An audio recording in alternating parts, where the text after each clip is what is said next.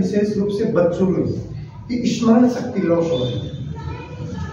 वजह कि अधिक मोबाइल का उपयोग करना। मोबाइल की जो रेंज है वो जो टावर से आ रही है, जो तरंगे हैं, हालांकि प्रभावित तो सबको करती हैं, आपको भी करती हैं, हमें भी करती हैं, बच्चों को भी करती हैं, बड़ों को भी करती है।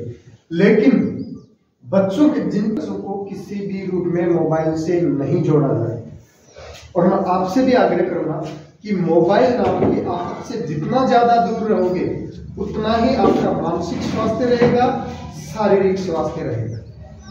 आज अगर हम एक रिपोर्ट को देखें तो बड़ी चौंकाने वाली बात हमारे सामने आ रही है कि 20 के बाद से लेकर के, और अभी दिसंबर 24 में वो रिपोर्ट आई थी, इंडिया टुडे में देखी थी, तो उसमें ये था कि भाई जो स्मरण शक्ति का लेवल है वो 13% डाउन हो चुका है। आज के इस 9 भारत साक्षरता कार्यक्रम के क्लस्टर स्तरीय एक दिवसीय आमंत्रण क्रम में आज के हमारे शिक्षा विभाग की तरफ से आए हुए अधिकारी श्रीमान महेश कुमार जी मीणा जी, एसीपी पाटन, आरपी श्री अशोक जी यादव, साक्षरता प्रभारी श्री सिंधुदास स्वामी, 5-6 जो हमारे पीओ हैं उनसे पधारे हुए हमारे साक्षरता प्रभारी, सर्वेयर और बीटी, हमारे मीडिया साथी हैं, सभी का मैं इस विद्यालय में हार्दिक अभिनंदन करता हूँ, स्वागत करता हूँ। पाटन ब्लॉक के डाबला राजकीय स्कूल में एक कार्यक्रम चल रहा है, उल्लास नव भारत साक्षरता कार्यक्रम 2022 से ये कार्यक्रम चल रहा है और 2027 तक ये कार्यक्रम होने वाला है। यहाँ शिक्षा विभाग से बड़े बड़े अधिकारी भी आए हुए हैं, खंड लेवल से भी, जिला लेवल से भी। उनसे जानना चाहेंगे कि सर ये कार्यक्रम को लेकर के क्या सरकार का उद्देश्य है और इसके क्या फ़ायदे शिक्षा जगत में या बच्चों को या उनके अभिभावकों को होने वाले हैं। सर्वप्रथम आपको एसजी मीडिया का नमस्कार सर, बताइए। नमस्कार सर। नव भारत साक्षरता कार्यक्रम 1 अप्रैल 2022 से प्रारंभ है और सरकार का लक्ष्य है कि 2030 तक संपूर्ण भारत साक्षर हो। अभी भी कुछ लोग जो मजबूरीवश या उन तक शिक्षा नहीं पहुंची या वंचित रहे या दूर दराज के हैं, किसी भी तरीके के रहे हैं, सरकार का उद्देश्य है कि भारत का प्रत्येक नागरिक साक्षर हो। ये जो साक्षरता कार्यक्रम है उसमें 14 वर्ष से अधिक के जितने भी नागरिक हैं उनको इससे जोड़ा जा रहा है और वीटीयू के मार्फत प्रत्येक घर घर तक जाकर के चिन्हित करते हैं कि कौन निरक्षर है और उसके बाद में उनको जिस तरीके की उनको शिक्षा चाहिए, चाहे वो डिजिटल लिटरेसी हो, अंक ज्ञान हो, अक्षर ज्ञान हो, सभी तरीके से उनको साक्षर किया जाता है। अभी कार्यक्रम के दौरान सर आपने बताया कि स्कूली छात्रों को इंटरनेट से दूर रहना चाहिए। इस पर मेरा एक सवाल है सर, अभी मैंने काफ़ी आपके ब्लॉक के, पाटन ब्लॉक के काफ़ी स्कूलों में देखा है कि बड़ी बड़ी टीवी स्क्रीन लगी हुई है वहाँ कंप्यूटर लैब के अंदर। मैंने वहाँ के पीओ से या वहाँ के प्रभारी से पूछा कि ये क्या काम आती है, तो उन्होंने कहा कि सर ये ऑनलाइन क्लासेस लेने के काम आती है। जब किसी क्लास में अध्यापक ना हो तो यहाँ ला करके उनको पढ़ाया जाता है। तो सर शुरुआत तो शिक्षा विभाग खुद कर रहा है इंटरनेट की, फिर आप चाहते हैं कि छात्र इससे दूर रहे, ये कैसे संभव है? छात्र का इंटरनेट से दूर रखने का मेरा जो निजी विचार ये है कि आज के दिन मोबाइल का अधिक उपयोग विद्यार्थियों के लिए घातक सिद्ध हो रहा है और अधिक उपयोग ही उनके लिए भारी पड़ रहा है, जिससे कि उनसे जो रेडिएशंस आती हैं टावर से बच्चों के पास जो मोबाइल उपयोग के टाइम में, तो उससे न केवल उनके मस्तिष्क पे बल्कि उनके शरीर पे भी प्रभाव पड़ता है। दूसरी बात, बच्चा अधिक मोबाइल उपयोग करते हुए न तो अपने शारीरिक विकास पर ध्यान दे पाता है और न मानसिक विकास पर ध्यान दे पाता है। इस चक्कर से वो अपना संपूर्ण विकास भूल जाता है। सर आजकल हमारे प्रधानमंत्री भी विदेशों में घूम रहे हैं। पेरिस में अभी हाल ही में कॉन्फ्रेंस करके आए हैं एआई को लेकर के, आर्टिफिशियल इंटेलिजेंसी को लेकर के।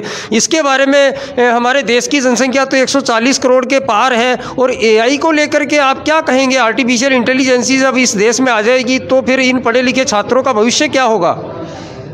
आर्टिफिशियल एआई है, जो आर्टिफिशियल इंटेलिजेंस है, मैं उसको पूर्ण रूप से गलत सिद्ध नहीं कर रहा हूँ या ख़राब नहीं कर रहा हूँ। बहुत सी चीज़ों में वो हमारे लिए उपयोगी भी है।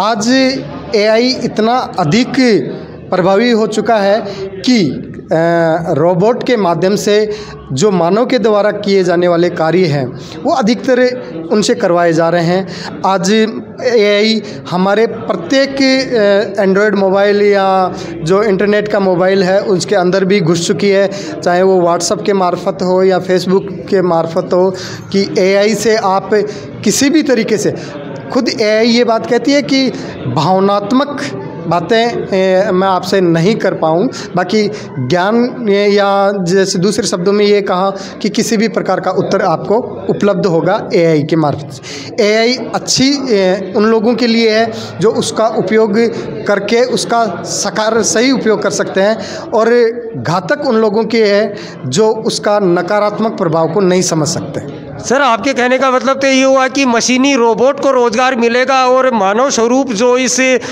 आपके स्कूलों में जो बच्चे पढ़ के जाते हैं तो वो तो बेरोज़गार हो जाएंगे इससे?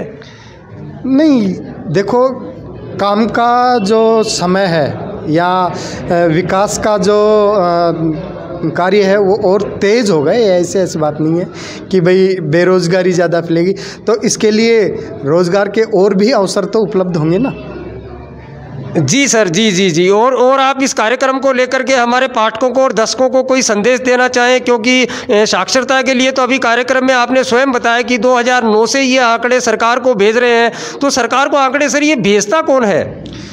नहीं, आंकड़े भेजने का तात्पर्य ये है कि भाई यहाँ से जो सर्वे करवाए जा रहे हैं, सर्वे करवा करके चिन्हित करते हैं कि कौन व्यक्ति निरक्षर है और फिर उनको साक्षर किया जाता है। तो क्या सर अभी ये 2027 जो आपने टारगेटेड डेट पीछे लिखी हुई है, क्या हम ये मान के चलें कि 2027 तक आंकड़े बिल्कुल दुरुस्त हो जाएंगे? सरकार का लक्ष्य है कि 2027 या 2030 तक संपूर्ण साक्षरता हो जाए।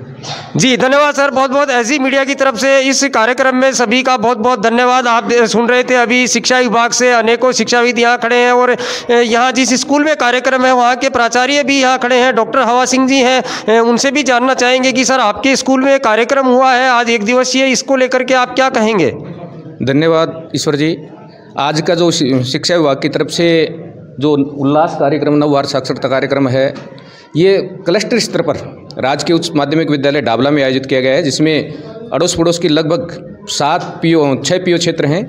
उनके समस्त जो साक्षरता प्रभारी हैं, सर्वेयर हैं, वीटी हैं, उन लोगों को ये कार्यशाला में बुला करके उनका आज जो प्रशिक्षण हो रहा है, इसका अर्थ ये कि भाई आप जिस कार्य को कर रहे हो, जो वंचित हैं शिक्षा से, उनका चिन्हित तो आपने पहले कर लिया है। अब आप उनको संख्या ज्ञान, बुनियादी साक्षरता और साथ साथ में डिजिटल साक्षरता भी, क्योंकि आधारभूत ज्ञान हमें मोबाइल चलाने का भी आना चाहिए। आज के युग में जो ठगी हो रही है विशेष रूप से शिक्षित लोगों के साथ हो रही है, तो जो निरक्षर लोग हैं उनके साथ तो बहुत ज़्यादा संभावनाएं हैं, तो उनको भी इसके प्रति भी उनको अवेयर करना चाहिए। ये इसके आज के कार्यशाला का मुख्य उद्देश्य था। कुल मिलाकर के आप छात्रों को ये संदेश देना चाह रहे हैं कि इंटरनेट का इस्तेमाल, मोबाइल का इस्तेमाल तो करें, लेकिन सकारात्मक पहलुओं को दिमाग में रखते हुए उनका मतलब इस्तेमाल किया जाए। जी ईश्वर जी, क्योंकि मोबाइल के दुरुपयोग भी होते हैं और सदुपयोग भी होते हैं। तो सदुपयोग है वो ज़रूरी है, दुरुपयोग से बचें हमें। और इसके लिए जो छात्र हैं उनके अभिभावक को ये विशेष रूप से ध्यान रखना चाहिए कि छात्र जब मोबाइल को देख रहा है या मोबाइल पे कोई काम कर रहा है तो वो क्या कर रहा है, उसकी निगरानी बहुत ज़रूरी है।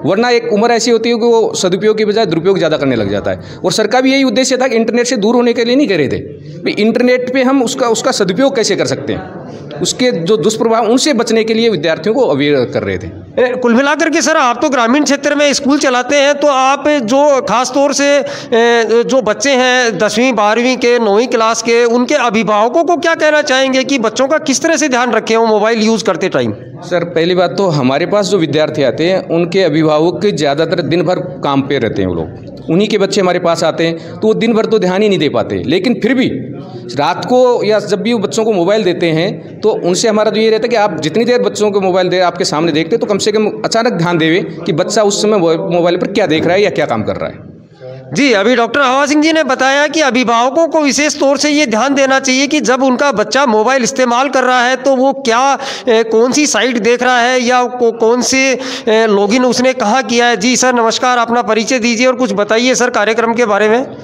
सर मेरा नाम अशोक कुमार यादव है, मैं सीबीओ कार्यालय में आरपी के पद पर कार्यरत हूँ और मेरे ऑफिस से अधिकारी और हमारे जो ब्लॉक कोऑर्डिनेटर हैं वो आए हुए हैं।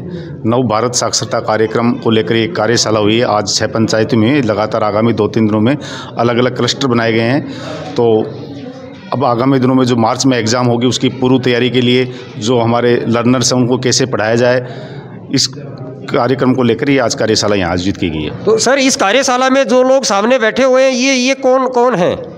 ये हमारे शिक्षक साथीगण हैं, वीटी हैं, लर्नर्स हैं, जो सर्वे के दौरान घर घर जाकर लोगों को चिन्हित करते हैं। उनको चिन्हित करने के बाद उनको गांव की जो सार्वजनिक जगह जैसे चौपाल है, पंचायत भवन है या अन्य कोई जगह, वहां पर जाकर उनको पढ़ाते हैं और उनको जागरूक करते हैं।